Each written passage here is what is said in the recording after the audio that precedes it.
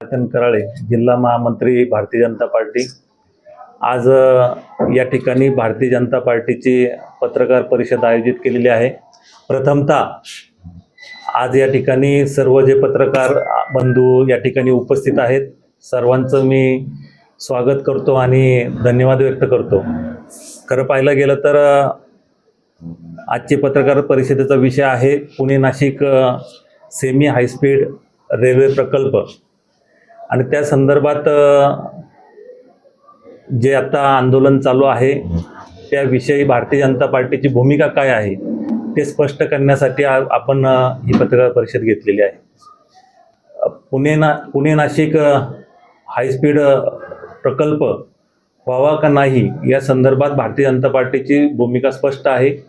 Pune Nashik semi high speed railway प्रकल्प व्हावा या संदर्भात सर्व कार्यकर्ते आणि पदाधिकारी आणि आमचे नेते हे सकारात्मक भूमिकेमध्ये आहेत आणि त्यामुळे हा लढा कुणासाठी आपण करतोय हे पाहायचं असेल तर ज्या रेल्वे प्रकल्पामुळे ज्यांच्या आयुष्यामध्ये बदल होणार आहे, ज्यांच्या जीवनामध्ये बदल होणार आहे, असे शेतकरी, कष्टकरी, नोकरदार, विद्यार्थी या सर्वसाठी हा लढा आहे आणि त्या लढ्यामध्ये आम्ही समाविष्ट आहोत।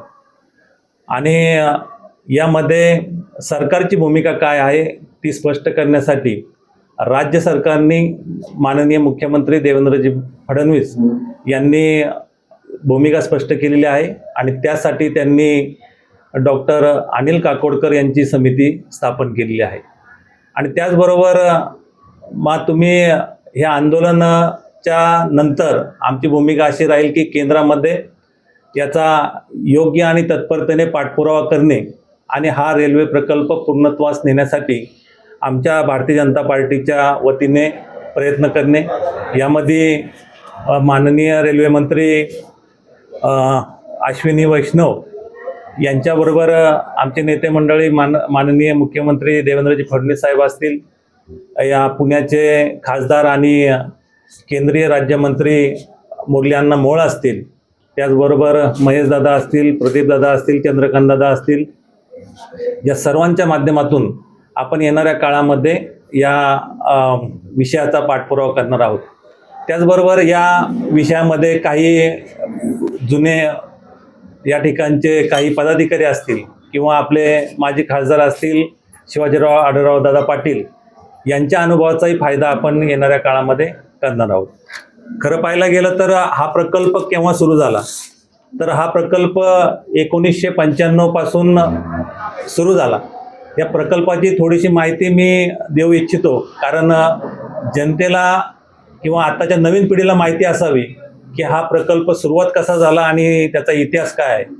1995 साली स्वर्गीय काँग्रेसचे खासदार कलमाडी साहेब, सुरेशजी कलमाडी साहेब यांनी 1995ला एक समिती नेमली होती आणि त्याच्या माध्यमातून प्रिलिमिनरी इन्कम प्रोफाईल PECT एक सर्वे असतो, या सर्वेच्या माध्यमातून त्यांनी सर्वे केला होता आणि त्या सर्वेमधून असं आढळलं गेलं की ही रेल्वे फिजिबल नाही, म्हणजे तोट्यामध्ये चालू शकते असं त्यांचं मत होतं।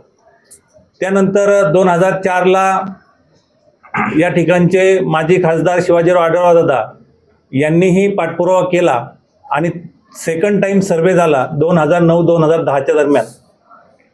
त्यावेळेसही फिजिबिलिटी चेक केली आणि त्या फिजिबिलिटीमध्ये त्यावेळेच्या UPA सरकारने ही रेल्वे नाकारली। त्यानंतर 2012ला त्यांनी पुन्हा एकदा सर्वे केला, त्या सर्वेमध्ये फिजिबिलिटी त्यांनी तत्वतः मंजुरी दिली, परंतु रेल्वे संकल्पामध्ये त्याचा समावेश केला नाही आणि त्याच्यावर आर्थिक तरतूद झाली नाही। आणि त्यानंतर 2014ला ज्यावेळेस या देशामध्ये सरकार बदललं आणि माननीय नरेंद्रभाई मोदी या देशाचे पंतप्रधान झाले आणि त्या काळामध्ये माननीय सुरेशजी प्रभू रेल्वे मंत्री झाले, त्यावेळेच्या खासदार शिवाजीराव आढळराव दादा यांनी पाठपुरावा केला आणि त्या पाठपुराव्यानंतर 2015-16ला या रेल्वेला मंजुरी मिळाली। त्यानंतर सर्वेक्षण झालं। 2018ला महारेलची स्थापना झाली। महारेलमधून त्यांनी DPR तयार केला आणि त्यानंतर DPR तयार केल्यानंतर या ठिकाणी भूसंपादनाचं काम 2019-20-21च्या काळामध्ये झालं आणि त्यानंतर 2021ला या ठिकाणचे काही शेतकरी होते, त्यांच्या काही तक्रारी होत्या. आम्ही सर्वजण या ठिकाणचे भारतीय जनता पार्टीचे सर्व पदाधिकाऱ्यांनी त्यावेळेचे रेल्वे मंत्री रावसाहेब दानवे यांची आणि शेतकऱ्यांची बैठक करून दिली. परंतु त्यानंतर या रेल्वेच्या पाठपुरावा घेण्यासाठी कोणी उपस्थित राहिलं नाही आणि माझं म्हणणं असं आहे की 1995 ते 2026चा जर कार्यकाळ आपण पाहिला असेल तर 1995 ते 2014 पर्यंत जर आपण असा विचार केला तर त्या काळामध्ये काम 0% झालं, परंतु पाठपुरावा त्यावेळेचे नेते चांगले घेत होते. 2014 ते 2019 पर्यंत पाठपुरावा चांगला झाला आणि त्या माध्यमातून रेल्वेचं परवानगी मिळाली आणि त्यावेळेस DPR तयार झाला. त्यानंतर 2019 ते 2026 पर्यंत आपण पाहिलं असेल की आत्ताचे विद्यमान खासदार डॉक्टर अमोल कोल्हे यांनी पाठपुरावा न केल्यामुळं या रेल्वे प्रकल्पाला ब्रेक लागला गेला. त्यामुळं आजच्या या पत्रकार परिषदेमध्ये मला हे सांगायचं आहे, जर आपण हा कालावधीचा विभागणी केली तर ज्यांनी पाठपुरावा चांगला घेतला, त्याला वेळ दिला, त्यांना यश मिळालं आणि ते रेल्वे प्रकल्पाचं काम गतिमान झालं. आणि तुम्ही पाहिलं असेल की आता 2025ला जानेवारीला जेव्हा पहिल्यांदा डिक्लेअर झालं की ही रेल्वे ह्या ठिकाणून होणार नाही, ती रेल्वे पुणतांबा अहिल्यानगर मार्गे ती नाशिकला जाणार. जानेवारी 2025 ते आजचा दिवस यामध्ये तुम्ही पाहिलं असेल की विद्यमान खासदारांनी याचा पाठपुरावा केला नाही. त्यांनी फक्त संसदेत प्रश्न मांडला, परंतु नुसता संसदेत प्रश्न मांडून होत नाही, त्याला प्रशासकीय लेवलला तुमचा पाठपुरावा चांगला असणे गरजेचं आहे.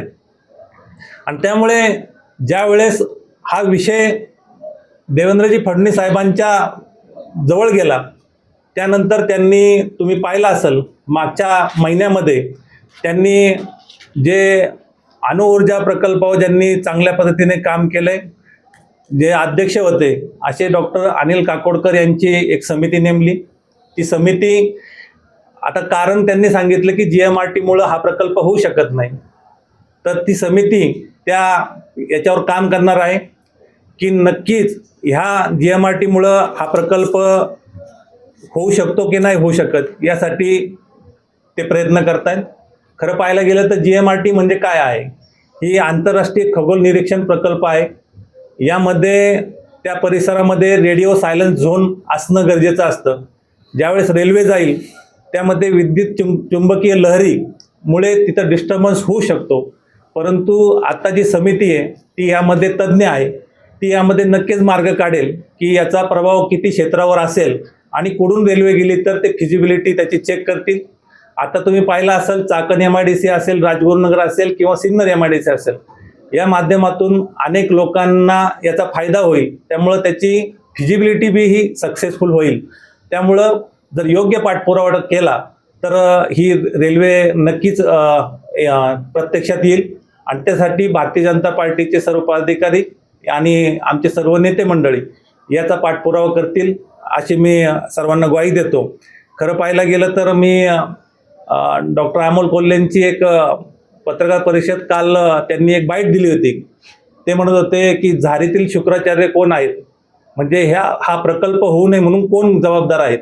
तर मला तरी असं वाटतं एक सामान्य कार्यकर्ता म्हणून की झारीतील शुक्राचार्य हे डॉक्टर अमोल कोल्हे आहेत.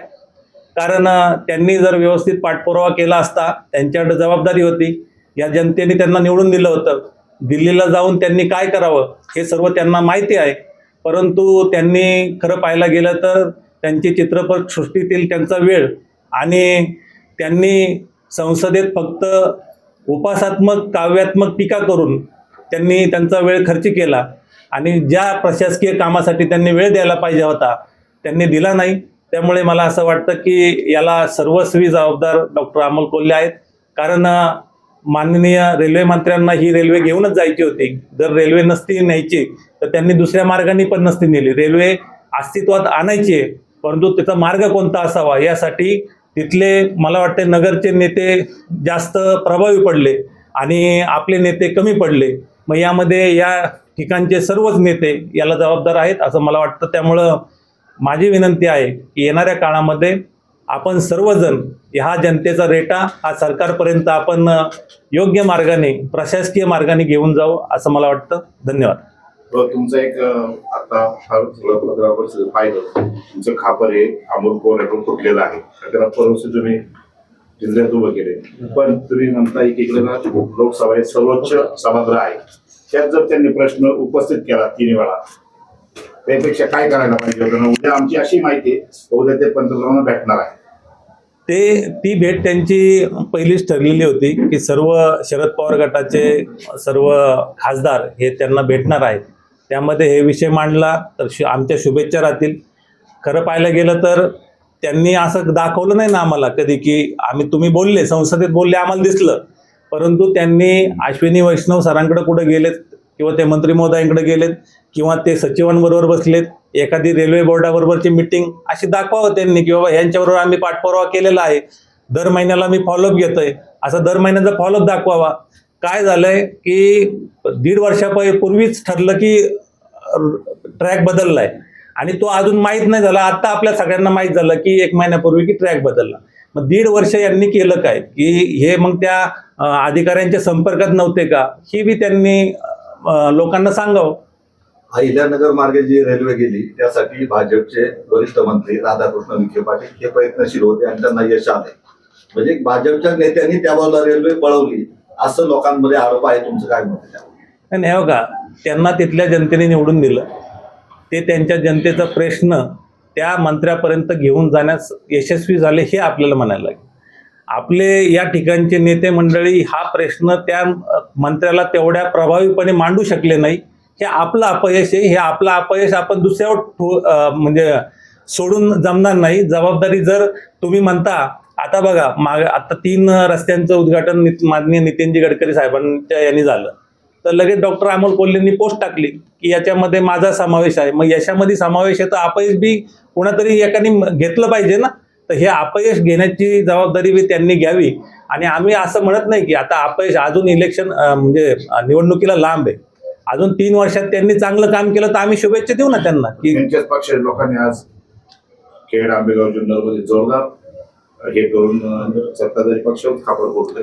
नाही, हे विरोधी पक्षाचं काम असतं की बाबा सत्ताधारी, पण हे सत्ताधारी पक्षाला योग्य पद्धतीने त्याची मांडणी करणे हे इथल्या याचं काम आहे. हे आंदोलन जर 2025ला ज्यावेळेस पहिल्यांदा ठरलं की बाबा ही रेल्वे ह्या मार्गे नाही तर दुसऱ्या मार्गे जायची, तर त्यावेळेस केलं असतं तर त्याचा अजून फायदा झाला असता. मला एवढंच म्हणायचं की त्यावेळेस या ठिकाणचं नेते मंडळी जे खासदार डॉक्टर अमोल कोल्हे हे झोपलेले होते, त्यांना समजलंच नाही की ही रेल्वे गेली म्हणून.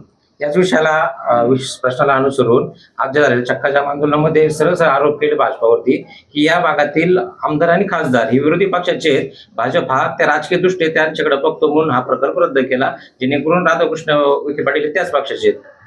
यापूर्वी किसनरावजी बानकेले हे विरोधी पक्षात असताना त्यांनी धरण होण्यासाठी काय आंदोलन केलं हे तर सगळे ज्येष्ठ मंडळी आहेत आणि धरण झालं. तर असं कधी होत नसतं की तुमची आंदोलन करण्याची पद्धत आणि तुमचे प्रश्न संसदेत मांडताना आणि त्यानंतर प्रशासकीय काम करताना तुम्हाला ते एक प्रशिक्षण मिळालं पाहिजे. ते प्रशिक्षण नसावं असं मला वाटतं. शिरूर लोकसभा मतदारसंघातील मतदार जे आहेत त्यांनी अमोल कोल्हे यांना निवडून देऊन जे कधी न भरणार मोठा तोटा केलाय का, आज तुमचं मत आहे का? हे तर जनता आता चर्चा चालू आहे. म्हणजे चर्चेत असं चाललंय की याच्या अगोदर जे खासदार डॉक्टर आढळराव दादा पाटील हे यांचा पाठपुरावा चांगला होता आणि यांचा पाठपुरावा चांगला नाही, हे लोकांमध्ये चर्चा आहे.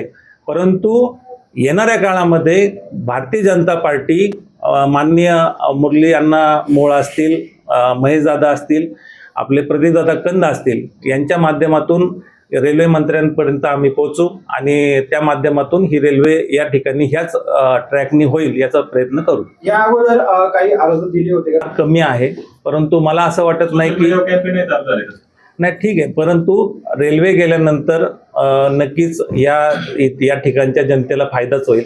कारण बघा, आपल्याला इथून पुण्याला जायला 4-5 तास लागतात, रेल्वे असेल तर 2 तासामध्ये आपण तिथे पोहोचू शकतो.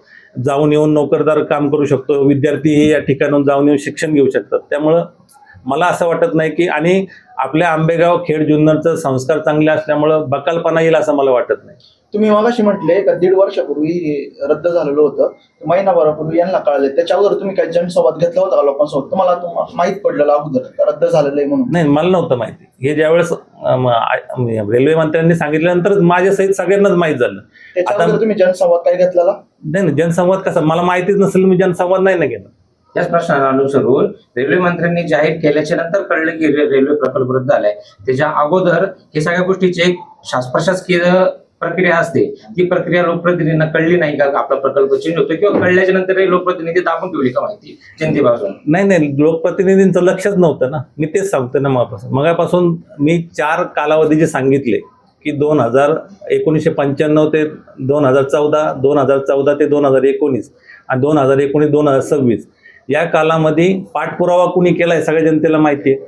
पाठपुरावा केला, ज्यांचं लक्ष आहे त्यांना कळलं की ही अशी जाते, परंतु ह्या महाशयांचा पाठपुरावाच नव्हता आणि त्याच्यामुळे तो त्यांना कळलंच नाही. त्यांच्या नाकासमोरून रेल्वे गेली, परंतु त्यांना समजलं नाही की हे रेल्वे 18 जातांचं